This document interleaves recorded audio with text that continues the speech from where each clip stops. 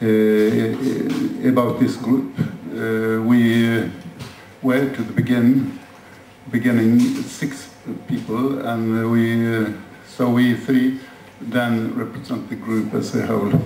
We'll come back to that, and we will then try to explain how this was composed, why, and what we want with this press conference. So first then, well, it's not necessary to present then David. He was here yesterday, and quite a few of you, I guess, know him in advance from his articles, from his books. And we are very thankful for coming from United States to give us this wisdom, that political wisdom, which is necessary today.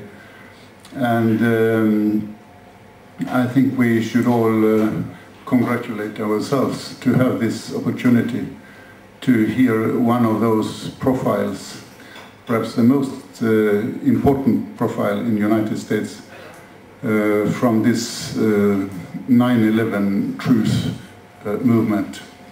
So David, welcome, and then I want to give the floor to you. I thought I would summarize my most recent book, which is called Debunking 9/11 Debunking. Many of you know there was a book put out by Popular Mechanics called Debunking 9/11 Myths. And my subtitle is An Answer to Popular Mechanics and Other Defenders of the Official Conspiracy Theory. Well, I had summarized this in about an hour and a 15-minute lecture called 9/11 Let's Get Empirical, because that's the thesis of my book, that if people will get empirical about 9/11, that is, actually look at the facts, look at the empirical evidence, then it's rather obvious that it was an inside job. So that hour and 15-minute lecture I'm going to now summarize in 15 minutes, and so I'll have to move very fast. This title comes from I don't know, 20, 30 years ago, there was a very popular song in Britain called Let's Get Physical.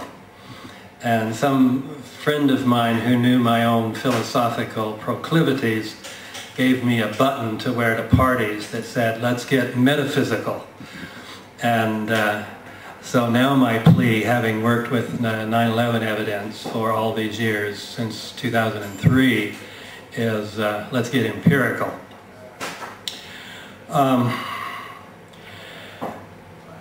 The problem is that people will use a priori beliefs in order to avoid looking at the evidence. They say, well, we don't need to look at the evidence, all those details about how buildings come down and what actually hit the Pentagon and what brought down Flight 93 and so on, because we just know a priori this could not have been an inside job.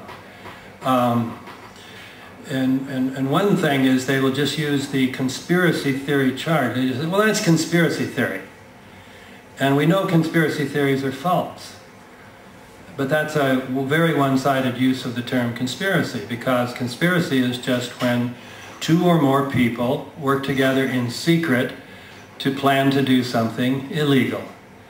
And so our newspapers and TV programs are full of conspiracies. We reveal a new conspiracy almost every day.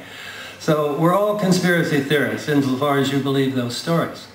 But the defenders of the official theory like to use conspiracy theory to mean something that's nutty, something that doesn't use evidence, something that starts with the conclusion and then just construes all the evidence to fit that and ignores all the evidence that doesn't. Well, actually, as I show in the 2nd chapter in this book, which is a critique of the new book by Kane and Hamilton, the co-chairs of the 9/11 Commission theory, that description fits the official conspiracy theory. They started with the conclusion. They did not consider an alternative. If you're going to have a scientific approach to things, you've got to look at the various alternative theories and say, which one fits the evidence better? They didn't look at the alternative theory, which is that 9/11 was a false flag operation performed by members of our own government.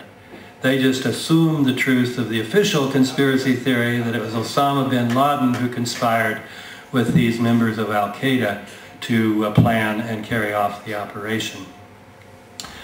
They use a bunch of a priori beliefs to dismiss, avoid looking at the evidence. They say, well, our government wouldn't do such a thing. Our government wouldn't deliberately kill several thousand of its own citizens. No? Look what they did after the day after. The EPA, Environmental Protection Agency, was going to put out a report saying the air is unsafe to breathe. Because, of course, all those buildings had come down, they were full of asbestos.